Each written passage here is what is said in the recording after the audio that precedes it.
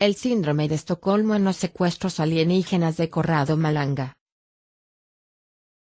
En las investigaciones sobre la psique de los sujetos abducidos por alienígenas, pudimos notar algunas patologías que se manifiestan con una frecuencia importante. De algunos estudios y observaciones iniciales efectuados, en vía experimental, cuando trabajamos con algunos grafólogos de la Universidad de Roma en Urbino, nos dimos cuenta que la grafía del sujeto abducido parecía, de algún modo, manifestar la agudización, en edad pubertal, de sintomatologías precisas. En palabras más simples, si el sujeto, desde pequeño, sufría algunas pequeñas neurosis, parecía que esta neurosis se acentuaba por su situación de abducido. Del análisis de algunos abducidos en edad madura, en cambio y paralelamente, pudimos notar en la primera observación que si en ese existía una fobia particular o una exigencia psicótica particular, esa era acentuada por la presencia del así llamado parásito alienígena, fuese ese una memoria alienígena activa más un lux. En otras palabras, el lux, o quien para él, trataba de utilizar los puntos débiles de la psique del sujeto abducido para amplificar su incertidumbre, su seguridad en la vida de todos los días, para volverlo así esclavo de su presencia. Con el seguir de nuestras investigaciones podíamos, al final, atribuir este tipo de comportamiento principalmente a la figura de así llamado lux, una figura de parásito que condiciona la vida social y afectiva del sujeto abducido por toda su existencia, volviéndolo prácticamente una marioneta, sin voluntad suficiente para efectuar el paso de su liberación. Los ejemplos a nuestra disposición son muchos. Demos algunos. Muchos años atrás trabajábamos con una abducida dedicada al campo de la música lírica a nivel altamente profesional. El sujeto había pedido nuestra ayuda por algunas fuertes injerencias que el concentro ufológico italiano había realizado en su vida, con el fin de sacarle quizás algunos testimonios y secretos. La mujer, con un pasado de estudios universitarios en física y biología, había comenzado con nosotros un progresivo adaptamiento a su realidad, mediante sesiones de hipnosis que trajeron sus recuerdos a flote, los missing time, las abducciones, etc. Después de algún tiempo, el sujeto comenzó a mostrar un fuerte deseo de protagonismo. Quería mostrar así su historia a los medios de comunicación, diarios, televisión, y muchas veces me pidió participar en convenciones donde un testimonio de un abducido habría sido seguramente espectacular y habría garantizado cierto efecto. Yo, como responsable de los abducidos, en ese periodo, negaba siempre la posibilidad de que estos acontecimientos pudiesen ocurrir, a pesar de que entonces como ahora, no pasan ni 2 meses y me vienen a pedir que me presente en RAI, Mediaset, radios nacionales y privadas. Desde este punto de vista, mi respuesta siempre ha sido un rechazo preciso a enviar al matadero a los abducidos, frente a un público no preparado o peor, frente a idiotas pagados por varios reales, para hacer cháchara frente a un problema serio como el de las abducciones en Italia. Ver las transmisiones de Il Bivio, de Italia uno de los últimos 2 años, donde un perfecto idiota como Zecchipaone fue elegido como juez de algo y científico y algo que no es, después de su experiencia en la Isla de los Famosos, que más que premiarlo como científico lo consagró como un histérico personaje con graves trastornos sobre la propia aceptación del sí. En ese tiempo todavía no sabíamos de la existencia del lux y cuando, después de casi 1 año, nos encontramos llevando bajo hipnosis al sujeto, con la idea de verificar su estado de parasitaje, que mientras tanto habíamos identificado de todos los demás abducidos, nos encontramos frente a un sujeto una vez más cambiado. En hipnosis sacamos afuera al lux y hablamos con él cuando una frase nos enfría la sangre. Sé que no puedes confiar más en mí, nos dice su lux. Como para destacar que a cualquier invención seria retirado, incluso en hipnosis no le habríamos creído. El sujeto mientras tanto desarrollaba todavía más una fuerte tendencia a estar presente en todas las manifestaciones de tipo ufológico que se manifestaron en su región y visto que no le permitíamos aparecer en público, la encontramos unos meses después frecuentando asiduamente el mismo Centro Ufológico Nacional, del cual el sujeto había huido hace un tiempo. Lo interesante a observar fue que el sujeto en cuestión siempre había afirmado que el CUN debía ser una asociación evitada. En los primeros meses donde nos conocimos el sujeto, nos llamó contándonos una experiencia particular y de una especie de microchip que habría sido encontrado para extraerlo de su cuerpo. El día después, no habiendo hablado con nadie del presunto microchip, el abducido en cuestión se encuentra con 2 personajes del CUN en la puerta que le pedían información sobre este objeto. Era evidente que alguien había interceptado nuestras llamadas, nuestro abducido estaba muy agitado por lo que había sucedido. No hizo entrar a los sujetos del CUN a su casa y nos llamó inmediatamente para avisarnos de lo ocurrido. ¿Cómo era posible que un comportamiento de ese tipo, sobre todo después de lo ocurrido, llevase después al abducido a volver a las filas del CUM para el que también había organizado convenciones y reuniones? Esto fue solo un ejemplo de cómo el parásito Lux puede actuar sobre la mente de los sujetos abducidos trabajando sobre las propias debilidades, agrandando los problemas del individuo a nivel psicopatológico y volviéndolo esclavo de un pensamiento que no es suyo. Por otra parte, la idea de protagonismo evidenciable en una carrera de primadona que el sujeto siempre había deseado y que también puede representar una justa meta de una carrera artística, era completamente deformada por la idea que su Lux le hacía tener. Terminar frente a un público que, de todas maneras, no solo porque cantes sino también porque eres abducida, te hace estar al centro de la situación. Por un lado, el Lux ha alcanzado su objetivo, desestabilizando psicoanalíticamente al sujeto, volviéndolo esclavo de la necesidad de un público y contextualmente el Lux te agranda la idea, dentro de ti, que tú, sin él, no podrás avanzar ni tener más éxito. Si te separas de mí nunca serás alguien. Te dice la voz dentro de tú misma, así que yo soy el que te hago tener éxito. Y mientras te hace creer eso, extrae tu deseo y necesidad de ser el centro de atención de alguien o tal vez peor, de todo el universo. ¿Cómo podía el sujeto haber olvidado el trabajo que habíamos hecho en conjunto?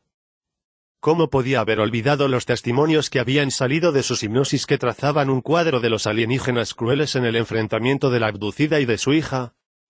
¿Cómo podían pasar a segundo plano las reflexiones que nuestra abducida había hecho sobre la posibilidad de que sus relaciones conyugales y familiares hayan sido fuertemente puestas en riesgo por su propia historia de abducida? Después de un año y algunos meses de nuestra última hipnosis, donde el Lux nos había dicho que, de todas maneras, yo no me fiaría más de sus declaraciones, el sujeto terminó en manos del Kun. Había tomado contacto con la doctora D'Ambrosio, que en el momento de esa historia era uña y mugre con el presidente del CUN, Roberto Pinotti, reconocido impostor ufológico internacional. El sujeto fue puesto en manos de sus captores. ¿Pero cómo fue posible eso? Entonces no teníamos los medios y la experiencia para darnos cuenta que podíamos sacar de su problema a esta abducida. En este tiempo no sabíamos de la existencia de los parásitos y no sabíamos cómo combatirlos sin esperar un largo tiempo, entre una sesión de hipnosis y otra, no debido a problemáticas nuestras, sino debido a problemas con uno de nuestros colaboradores que entonces, como señalé en otras ocasiones, fue atacado por una crisis de transferencia y contratransferencia que invalidó completamente su trabajo, nos hizo perder el control de la situación. La abducida siempre estaba en contacto con nosotros, al menos una vez al año nos llamaba, pero la encontrábamos cada vez más distante y confusa en sus recuerdos y en la relación con el mundo que la rodeaba. En la última llamada que tuvimos con ella nos confesó que estaba en desacuerdo con nuestro modo de pensar porque Lux era bueno y quería el bien de la humanidad y hacía todo por nosotros, y la frase que me hizo temblar aún más fue cuando me dijo que yo y el Lux ahora somos uno solo y tenemos las mismas metas e intereses. En ese preciso instante entendí que mi batalla estaba definitivamente perdida. Había ganado el Lux, había ganado el Kun. Las hipótesis interpretativas. Sin embargo, del análisis de este caso fluyeron nuevas ideas y sobre todo comencé a entender que no todos los abducidos se liberarían de su problema. Por lo tanto, comencé a reelaborar una modificación de nuestras estrategias que me permitirían afrontar problemas complejos como el caso de nosotros hasta aquí descrito. De hecho, en este lugar, se destaca cómo de los fracasos se llega, si se quiere, a comprender lo que no va en el método y, si se quiere, se puede tratar de mejorar el procedimiento de trabajo. Por otra parte, pude notar cómo con nuestras metodologías, algunos abducidos se liberaban rápidamente del problema abductivo en el curso medio de 6 meses. Otros nos tomaban más tiempo, de 1 a 2 años, pero otros no se liberaban más de su obsesión alienígena. Pero ¿qué tenían en común los casos en los que fallábamos? Estos casos están todos caracterizados por una fuerte presencia del Lux que agranda todos los problemas personales que el sujeto abducido tiene. O, si queremos ver el problema desde otro ángulo, diremos que el sujeto que no se libera está caracterizado por una baja autoestima de sí, una incapacidad total de relacionarse con el mundo exterior en lo que respecta a su esfera de valores. Se cree incapaz en todas las áreas. En pocas palabras, no tiene ni un poco de voluntad. Notamos que existía una razón de tipo psicosocial de por qué el sujeto era así de lamentable desde un punto de vista de su autoestima. Se trataba siempre de personas que sufrieron traumas en la esfera afectiva que, por otro lado, eran totalmente incapaces de autorregular. Se sentían abandonados. El síndrome de abandono ligado a la idea del no ser amado o a la idea de haber sido rechazado, producía por un lado, la fuerte carencia de autoestima y permitía por el otro, Al lux, engrandecer esta inseguridad interna para crear un abismo dentro de la psique del sujeto analizado por nosotros. En este contexto, solo el lux disfrutaba haciendo creer al sujeto que sin su parasitaje él nunca obtendría nada, que no valía nada, que si el sujeto fuese liberado de su lux, luego, nadie lo consideraría más. De nuestras crónicas registramos muchas de estas frases en hipnosis o en otras condiciones particulares. La joven de 14 años que busca al lux y que escucha su voz que desde afuera le dice: si no me haces entrar de nuevo ya no te irá bien en la escuela. O la mujer que después de un accidente automovilístico en el que sus hijos se salvaron milagrosamente escucha decir dentro de sí: ¿viste? Si me cazas entonces no podré salvar más a tus hijos. O al sujeto con fuertes capacidades paranormales: si me echas no podrás ver más el aura de las personas porque yo te hago verlas y perderás tus capacidades curativas. Era evidente que los sujetos abducidos y parasitados se sentían así de dependientes del lux por creer que sus facultades paranormales dependiesen de él, sin entender que, en cambio, era su parte anímica la que hacía los milagros, es decir, volvía a mutar de la realidad virtual, como ya hemos dicho en un artículo anterior titulado, La física de la abducción. Identificación con la propia enfermedad, identificación con el propio torturador. En todos los análisis que llevamos adelante es fundamental comprender los mecanismos que están en su base. En este contexto, lo que le sucede al abducido, es un cóctel mortal de situaciones emotivas internas que lo llevan erróneamente a pensar que puede sacarlas permaneciendo en el estado en que está. En otras palabras, el sujeto abducido decide inconscientemente no querer curar. A la base de todo eso siempre está la misma idea inicial. El abducido se considera abandonado, solo y rechazado por el resto de la progenie humana. El abducido de este tipo ha sido rechazado en el amor por la novia, por los padres, por los amigos o por la sociedad en general y es llevado a pensar que, en el fondo, el lux lo quiere. Una vez un abducido me dijo: pero sí también lo cazo al lux, NDA. Después, ¿quién se queda conmigo? Por lo tanto, el lux actúa sobre la fuerte debilidad humana ligada a la esfera afectiva. Sin embargo, entre el contexto al interior de cada abducido brota un conflicto interno. El inconsciente sabe perfectamente que el alienígena es peligroso, pero el subconsciente, con su disonancia cognitiva, piensa que de sumar todo es mejor ser secuestrado por alienígenas que no son considerados por nadie. Se instaura así, por un lado, la misma relación que existe entre azotador y azotado, entre sádico y masoquista, en la que es mejor ser maltratado por alguien que con sus maltratos, de todas maneras, demostrará interés por ti que pasar inadvertido el resto de su existencia. Y es en este punto que ocurre una especie de extraño milagro maléfico. El abducido, el que erróneamente podríamos definir como enfermo, se identifica con su situación y con su enfermedad. En otras palabras, el proceso de identificación produce un vuelco en la escala de prioridades y de valores del abducido. Un vuelco en el que los buenos se vuelven malos y viceversa.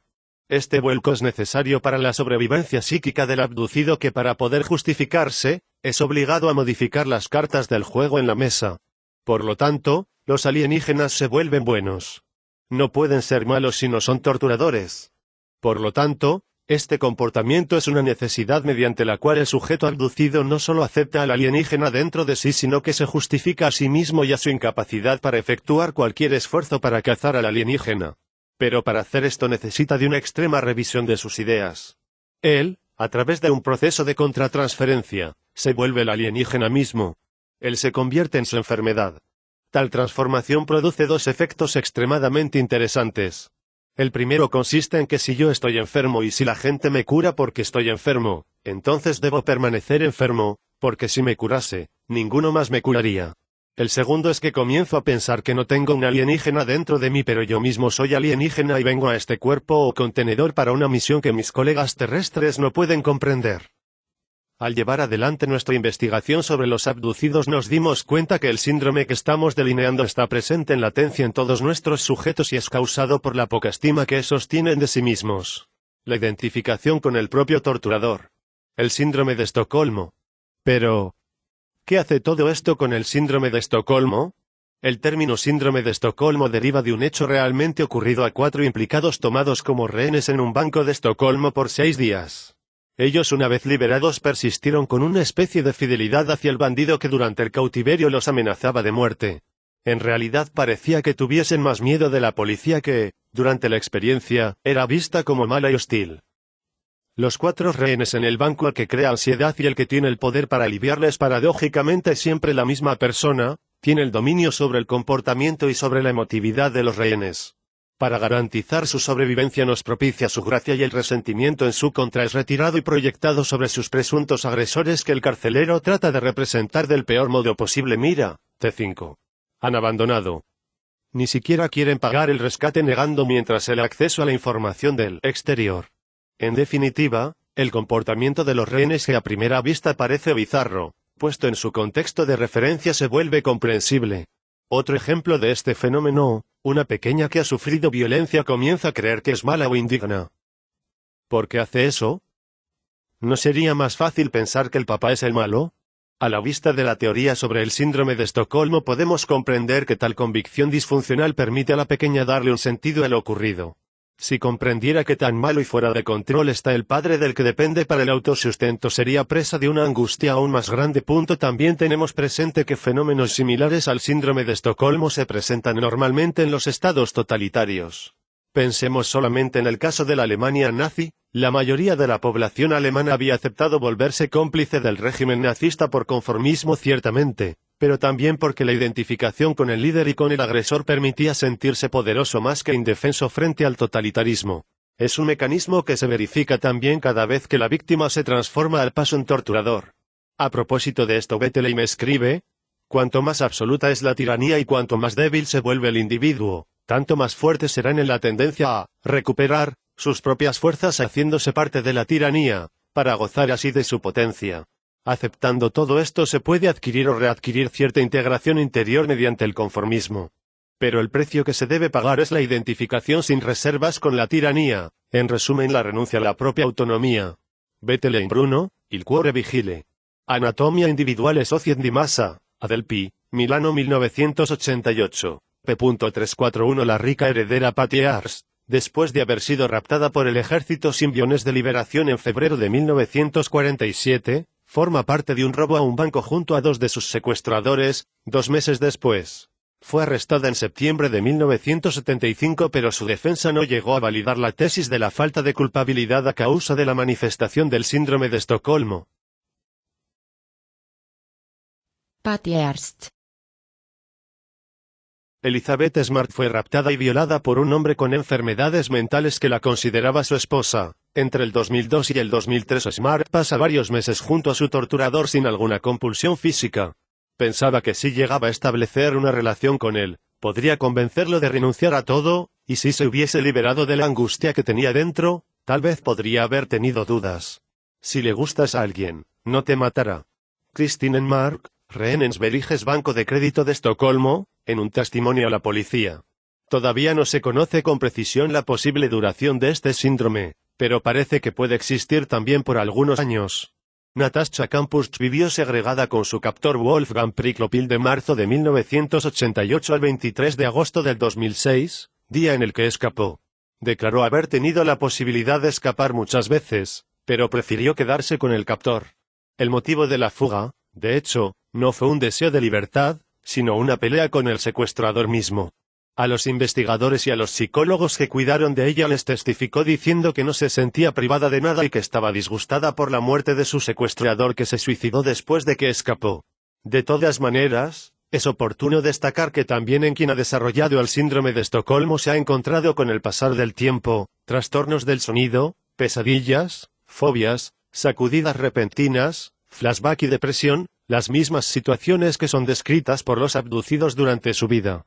Algunos autores sostienen que este vínculo deriva del estado de dependencia concreto que se desarrolla entre el secuestrado y sus secuestradores. Estos últimos controlan la comida, el aire, el agua y la sobrevivencia, elementos esenciales, refuerzos que, desde un punto de vista comportamental, cuando son concedidos, justificarían la gratitud y el reconocimiento que los rehenes manifiestan contra sus carceleros. .ssa Cienciafobia psicóloga tercer corso di formazione in psicologia giuridica, psicopatologia e psicodiagnostica forense. AIPA Asociazione Italiana di Psicologia Giuridica, Teoria Técnica della Pericia della Consulenza Técnica, 2003. En cambio, otros autores afrontan el fenómeno desde un punto de vista más psicoanalítico. En general, Se podría afirmar que el yo, al intentar encontrar un equilibrio entre las peticiones instintivas del ello y una realidad angustiante, no podría hacer otra cosa más que poner en acción mecanismos defensivos. Los dos mecanismos de defensa a los que a menudo se hace más referencia son la regresión y la identificación con el agresor. La doctora Flogia sostiene que, en lo que respecta a la regresión, la prioridad de la conservación pone en acción funciones instintivas, de carácter infantil. Así el sentimiento reactivo de la víctima se concreta en un comportamiento que provoca protección y cuidado. El rehén es parecido al neonato, debe gritar para que se le alimente, no puede hablar, está obligado a la inmovilidad, está en un estado de total dependencia de un adulto omnipotente y tiene miedo de un mundo externo visto como amenazante. La identificación con el agresor, en cambio, hace que el dato de realidad relativo a la naturaleza hostil del persecutor sea distorsionado. El intercambio paradójico del punto de vista del persecutor permite al sujeto superar el conflicto psíquico dado, por un lado, por la dependencia de un agresor amenazante para él, con la ventaja secundaria de crear justificado, y entonces menos intolerable, el acoso que viene de él. Nosotros, sin embargo, además de lo que se ha señalado, creemos que el sujeto abducido tiene, simple y principalmente, necesidad de afecto y que tiende a compensar esta falta con la identificación en su torturador captor alienígena, identificándose al final en ese como lo hace un enamorado no correspondido hacia su pareja o un pequeño hacia un padre que no lo corresponde. Todo esto agravado por una estrategia de sobrevivencia de tipo remisivo contra los otros, quienquiera que esos sean. El estado patológico y su eliminación. Cuando llegamos a remover este estado patológico utilizando técnicas de PNL, programación neurolingüística, entre las que parece más o menos eficaz el uso de la gramática transformacional Bandler y Grinder, entonces podemos proceder a la eliminación del parásito alienígena y con la sucesiva y gradual eliminación de los otros parásitos MA, con el consiguiente fracaso de futuras abducciones físicas. Para obtener este resultado se necesita destacar al abducido la dicotomía que se obtiene cuando él describe su relación con los alienígenas. No tiene miedo pero quiere que vuelvan. Se delinea como las cosas no son coherentes y se le hace notar como en realidad él tiene miedo de los alienígenas y que no es él quien quiere que vuelvan sino el componente interno de la MA que, con su verdadera personalidad, no tiene nada que hacer. Luego se hace notar al sujeto que sus dotes, sus facultades paranormales son debidas a su componente anímico espiritual y no ciertamente al lux que, en cambio, no las posee. Luego se hace notar al abducido que si el lux está dentro del contenedor del abducido, significa que el lux necesita del contenedor y de la energía anímica y no lo contrario. En otras palabras, se le hace notar al sujeto que es el alienígena quien depende estrechamente del hombre y no al revés. Al final se le hace notar a la parte anímica del abducido, en hipnosis profunda, a nivel de reprogramación anímica alienio demoni, Malanga Zechar Luna edición I, 2007, que el no ayudar al alienígena, en realidad lo favorece porque lo obliga a tomar en consideración otra vía para su propio desarrollo que no pasa mediante el uso de la parte anímica de los hombres. Por lo tanto, si Ánima elimina los parásitos, se hace un favor a sí misma y a ellos. Ánima comprende siempre y no tarda en seguir tales sugerencias poniéndolas en práctica con sus medios. No obstante, hay casos muy resistentes que no quieren abandonar sus falsos privilegios por miedo a perder la vida. Dado que no existe un caso que no pueda ser resuelto, también se tiene presente que la obstinación a resolver uno complejo, lleva mucho tiempo y que hay otros casos que podrían, con un mínimo impulso, salir del síndrome de la abducción. En este contexto, teniendo presente los pocos medios que nuestras estructuras tienen actualmente, tomamos la decisión de no dedicar mucho tiempo a los casos que nos desvíen del ayudar rápidamente en muchos otros casos. En pocas palabras, tal tipo de comportamiento por parte nuestra, resulta de la exigencia de rescatar más sujetos posibles, no empleando excesivos esfuerzos y tiempo con casos que se resolverían seguramente como los otros, pero en un tiempo muy largo, cuando quizás probablemente todos los juegos alienígenas ya hayan concluido.